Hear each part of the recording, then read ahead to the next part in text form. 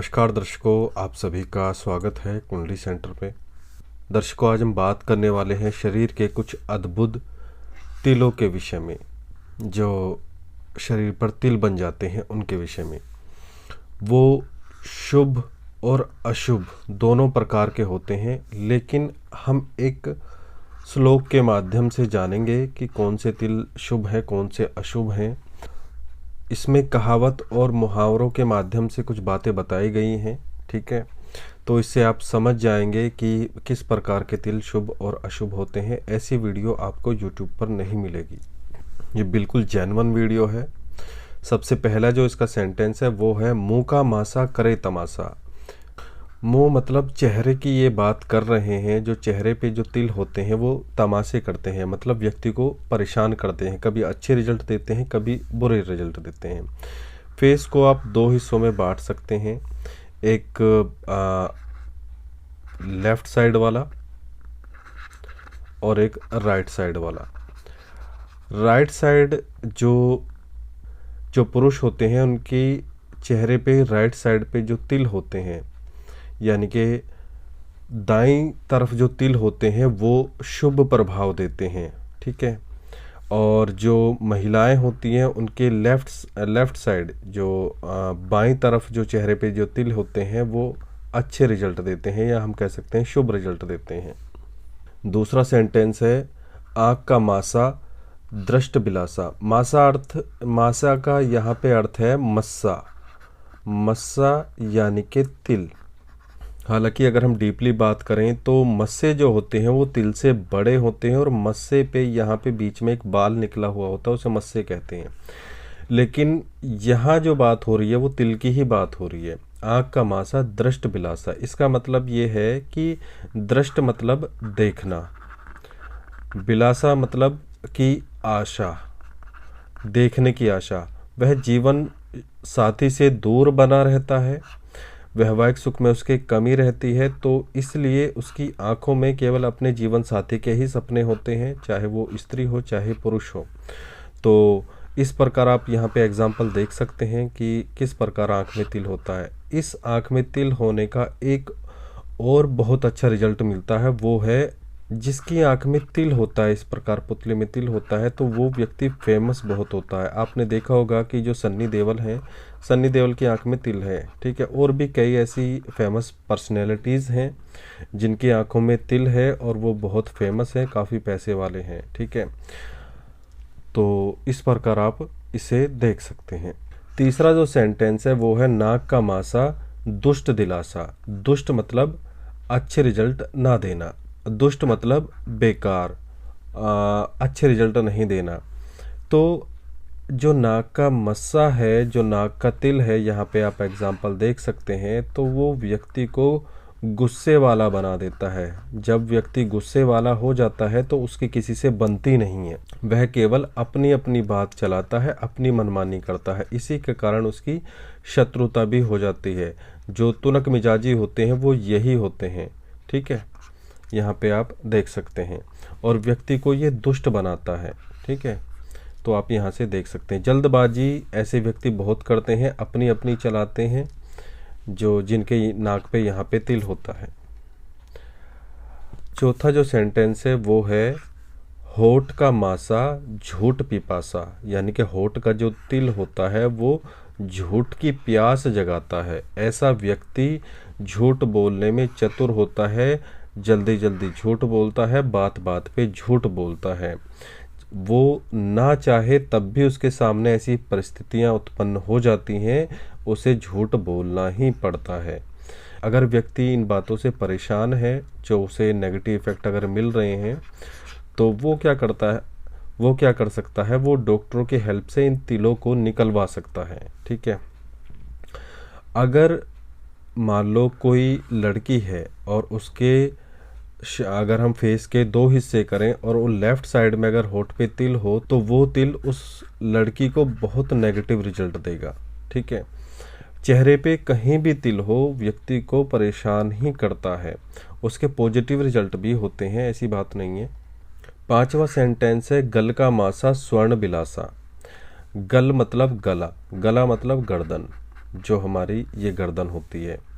और मासा मतलब तिल, स्वर्ण बिलासा मतलब वो इसे दिलासा भी कह सकते हैं हम, ये दिलवाता है स्वर्ण।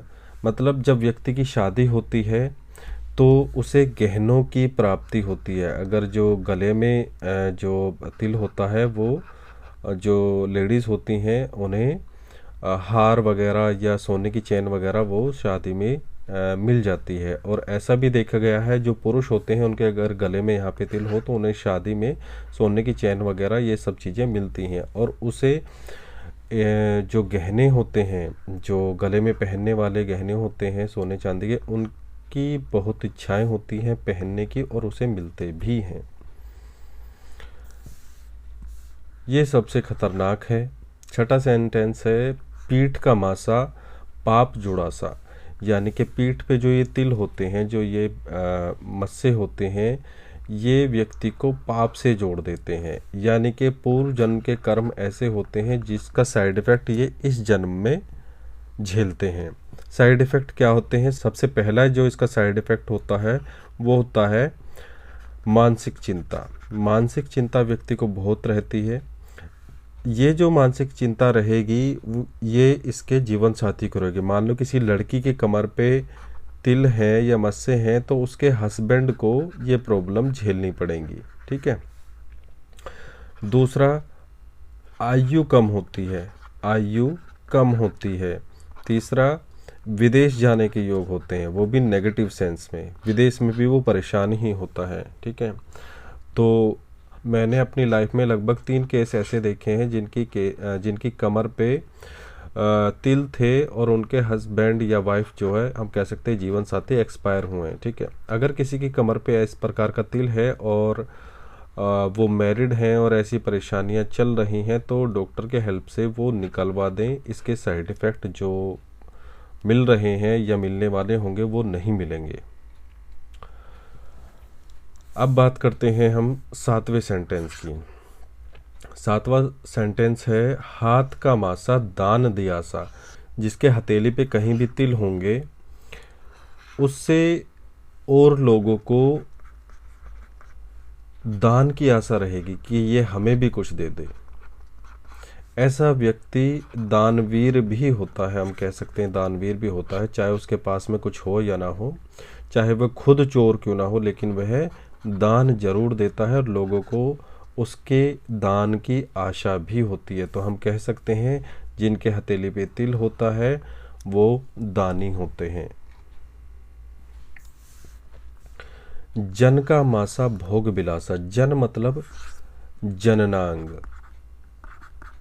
जननांग जो गुप्तांग होते हैं, वहाँ अगर किसी व्यक्ति को तिल हैं तो वो व्यक्ति की काम वासना को बढ़ा देते हैं। ऐसा व्यक्ति भोग विलास में जीवन व्यतीत करता है और उसके शारीरिक संबंध भी एक से अधिक होते हैं।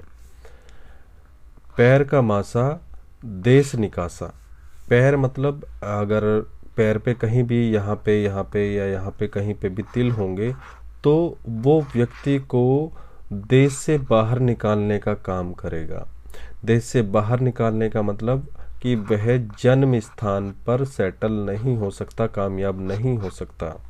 उसके लिए उसे भागते रहना पड़ेगा, विदेश जाना पड़ेगा। ऐसे व्यक्ति को जन्म स्थान से दूर ही सफलता मिलती है, विदेश में ही रहना पड़ता है या फिर उसे यात्राएं बहुत करनी पड़ती हैं। अगर आप इसको एक नेगेटिव सेंस में लेके चल रहे हैं तो डॉक्टर के हेल्प से आप इसे निकलवा सकते हैं। अब बात करते हैं कि जो व्यक्ति का फेस होता है उसके 2 पार्ट होते हैं, एक बायां एक दायां, एक लेफ्ट साइड वाला एक राइट साइड वाला। पूरी अगर हम बॉडी की बात करें तो उसमें लेफ्ट साइड अगर वो तिल है तो वो केवल एक लेडी को, एक स्त्री को ही अच्छे फल देंगे, यानी कि शुभ फल देंगे। अगर राइट साइड में कहीं भी तिल हैं तो वो एक मेल को, यानी कि एक पुरुष को ही अच्छे फल दे सकते हैं। ठीक है। अगर स्त्रियां हैं उनको राइट साइड में कहीं पे भी तिल हैं तो वो उसे निकलवा दे डॉक्टर के हेल्प से और वो अपने पॉजिटिव चेंज देख सकती हैं लाइफ में। बहुत छोटी सी ये है, बहुत छोटी सी बात है, क्योंकि ये जो मोल्स होते हैं, जो तिल होते हैं, ये हमारे जो ग्रह होते हैं उन्हीं को रिप्रेजेंट करते हैं, उनके अच्छे या बुरे प्रभाव को दर्शाते हैं। जब आप ये तिल निकलवा दोगे तो आप अपनी लाइफ में चेंजेस देखोगे। बायां मासा काम निराशा, बाएं साइड में, यानी कि जो लेफ्ट साइड है उसमें अगर तिल है तो वो काम निराशा मतलब काम बिगाड़ते ही हैं। ये हम बात कर रहे हैं पुरुषों के लिए।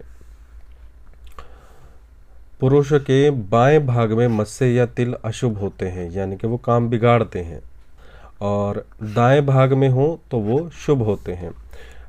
पुरुष दाहिने स्त्री वाम मस्सा करता पूरा काम, ये वही सेंटेंस है। पुरुष दाहिने यानी कि पुरुषों के राइट साइड में अगर तिल हैं और स्त्रियों के लेफ्ट साइड में तिल हैं तो वो पूरा काम करते हैं, यानी कि पॉजिटिव रिजल्ट देते हैं। ठीक है,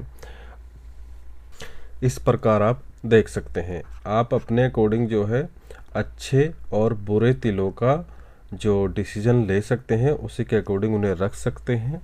ठीक है, तो आशा करते हैं यह जानकारी आपको पसंद आई होगी। अंत में विदा लेते हैं, नमस्कार।